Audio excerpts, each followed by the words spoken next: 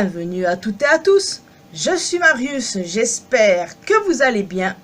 Même s'il est sorti en 2020, j'ai découvert Tenet pour la première fois il y a quelques semaines.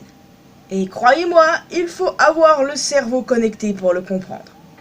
Mais il se trouve que je l'ai tout de même apprécié, oui. Franchement, il était sympa à regarder et je regrette un peu de ne pas l'avoir découvert plus tôt. Enfin, vaut mieux tard que jamais, n'est-ce pas?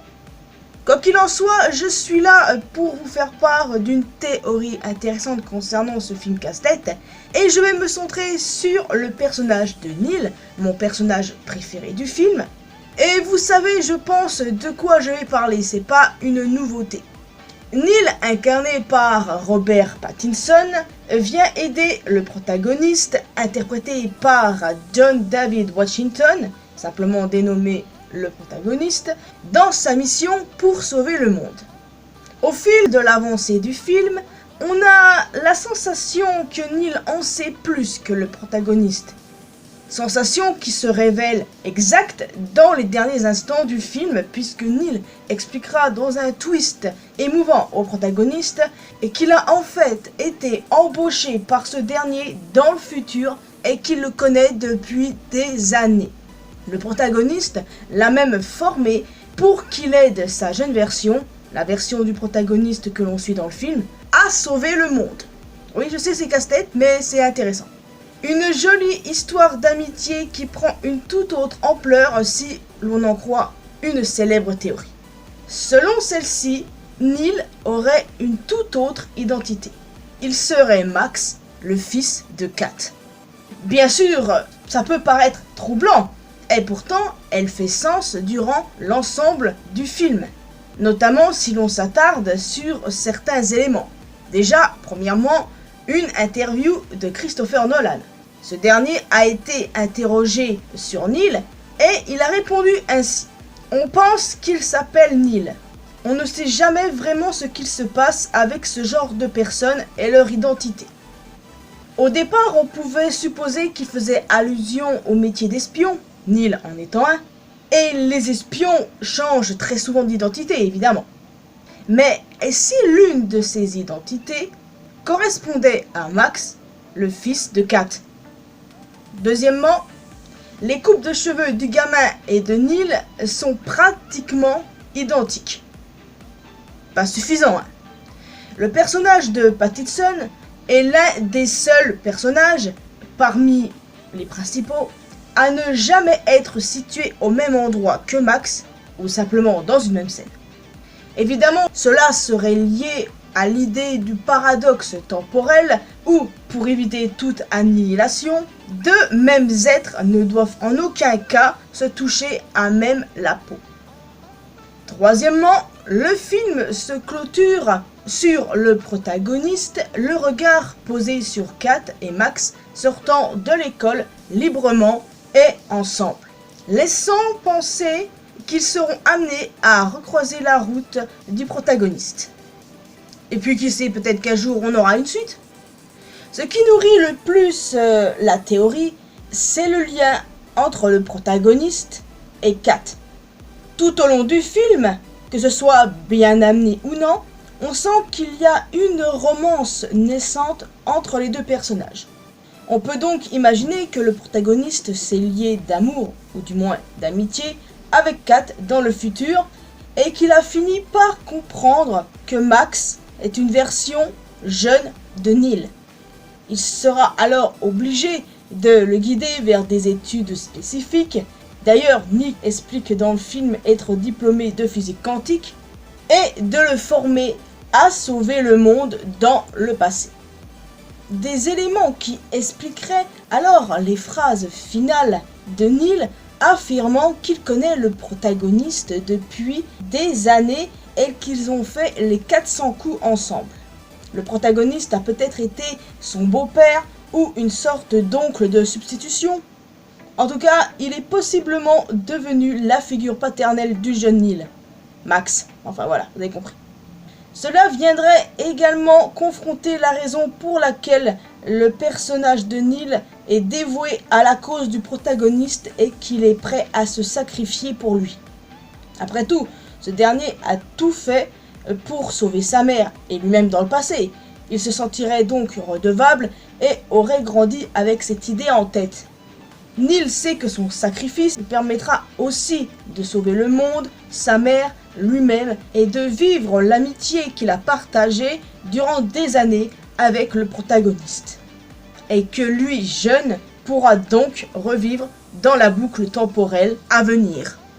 Il savait sans doute qu'il allait mourir car lors de la scène de la première rencontre officielle avec le protagoniste, il dit à ce dernier « Le temps n'est pas le problème, en ressortir vivant, c'est ça le problème ». Tout un symbole pour un personnage qui connaît déjà son destin, n'est-ce pas? Maintenant, nous allons parler d'autre chose, de son lien avec Kat. Neil est souvent en contact avec Kat, notamment lorsqu'elle est blessée. Il est vrai qu'au premier abord, il ne semblait pas particulièrement proche d'elle, mais au fur et à mesure de l'avancée du film, on constate que son personnage parle beaucoup d'elle, se soucie de son bien-être et surtout de l'attention que lui porte le protagoniste. Il s'occupe délicatement d'elle et reste à son chevet. Plus tard, il lui administre une piqûre pour la soulager et l'endormir avant de l'aborder. Étrangement, c'est une attention qui n'interpelle pas le protagoniste, mais qui montre l'attachement que semble porter Neil pour Kat. Et s'il est son fils en plus âgé, quoi de plus normal les amis, n'est-ce pas? Alors, quand le trio protagoniste Kat et Neil cherche à savoir où se cache Sator, quel jour surtout, ce n'est pas Kat qui connaît la réponse, mais Neil. Comment? Eh bien, tout simplement parce qu'il devait être présent ce jour-là, étant Max. D'ailleurs, la petite cordelette rouge-orange accrochée au sac de Neil semble correspondre à celle que maintiennent Sator, le protagoniste, et Kat lorsqu'ils font du catamaran. Ça pourrait être un simple souvenir de l'une de ses virées en catamaran avec sa mère lors de son enfance, ou un peu plus tard du coup, ça dépend. De plus, après avoir soigné Kat, Neil ne lui dit même pas au revoir. Il a sans doute fait ce choix lui-même, à contre-cœur, pour éviter de s'infliger des souffrances à l'idée de dire au revoir à sa mère sans pouvoir lui révéler sa véritable identité. C'est triste, vous ne trouvez pas? Vous êtes convaincus les amis? Moi personnellement, je le suis. Au départ, j'avais du mal à croire cette théorie, mais en faisant des recherches, je dois vous avouer que ça m'a pas mal convaincu. Maintenant, il reste à répondre à deux questions. Nous avons parlé du lien entre Kat et le protagoniste, entre Kat et Neil, et aussi bien entendu entre Neil et le protagoniste. Maintenant, il nous reste deux questions, dont la première, pourquoi avoir changé de prénom? On dit que l'ignorance est une arme, n'est-ce pas?